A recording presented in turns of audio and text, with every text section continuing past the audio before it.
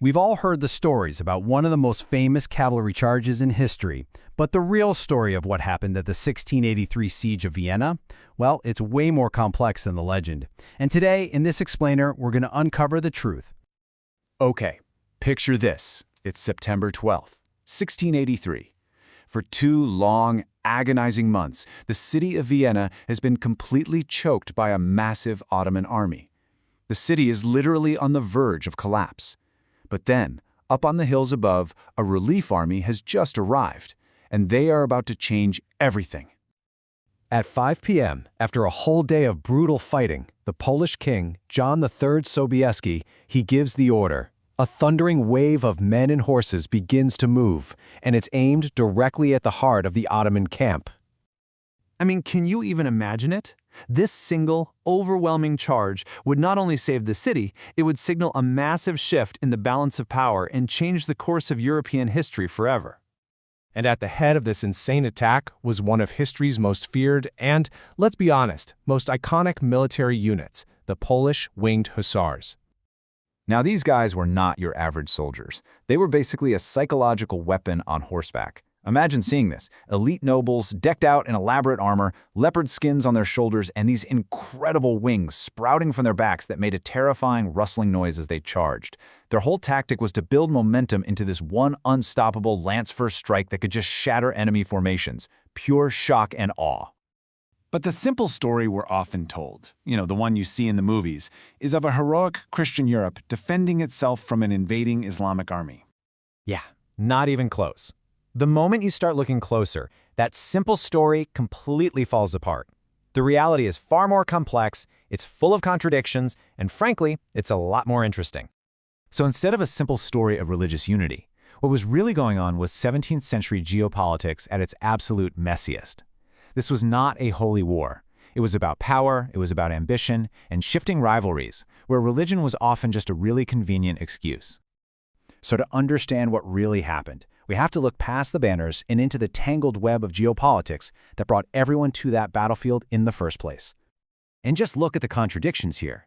You've got the Ottomans claiming a holy war, but the real goal was weakening their main rivals, the Habsburgs of Austria. And get this, the most powerful Catholic king in Europe, Louis XIV of France, he was secretly rooting for an Ottoman victory, hoping a Habsburg defeat would leave France as Europe's dominant power. It's wild. The contradictions were even present right there on the battlefield. The so-called Christian army, which was financed by the Pope, included units of Lipka Tatars, Sunni Muslims who had been loyal to the Polish-Lithuanian Commonwealth for centuries, and here they were fighting to save a Christian capital. On the other side, the Ottoman campaign was actively helped by Christians. You had Hungarian Protestants who were tired of being repressed by the Catholic Habsburgs, so they allied with the Ottomans seeking independence. And like we said, Catholic France kept Habsburg troops busy on their western border, which effectively helped the Ottoman advance. Driving the Ottoman campaign was the Grand Vizier, Kara Mustafa Pasha. He was an incredibly ambitious commander who pretty much disregarded all the warnings and saw the conquest of Vienna as his personal path to fame and glory, a way to rival the legendary Suleiman the Magnificent. And his opponent was the King of Poland, Jan III Sobieski. He was a brilliant military commander already famous for defeating the Ottomans. His victory here would earn him the nickname the Lion of Liechtenstein from his enemies and Saviour of Vienna from his allies. All right, so now that the political stage is set, let's look at how the siege itself pushed the city to the absolute edge of collapse.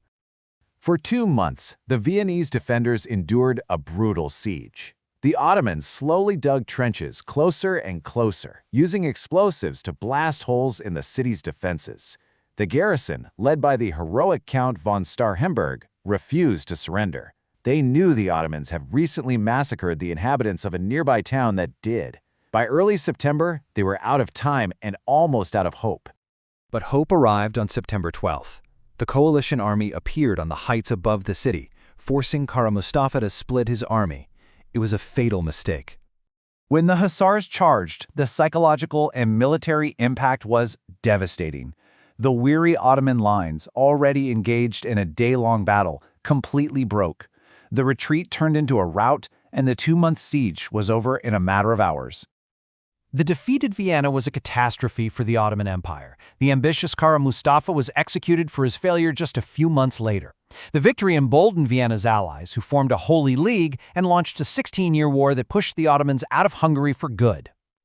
And this all culminated in the Treaty of Karlowitz. It basically formalized the massive shift in power that began at Vienna, marking the official end of Ottoman expansion in Europe and confirming the Habsburgs as the region's new dominant power. So, what do we take away from all this? Well, the Siege of Vienna was absolutely a turning point, but the popular story of a simple religious war is a myth. The reality was a messy clash of empires driven by political ambition, where religious and ethnic lines were constantly crossed on both sides. And that leaves us with a question. When you see today's complex conflicts reduced to a simple story of us versus them, the real story of Vienna is a powerful reminder to always look deeper than the banner headlines.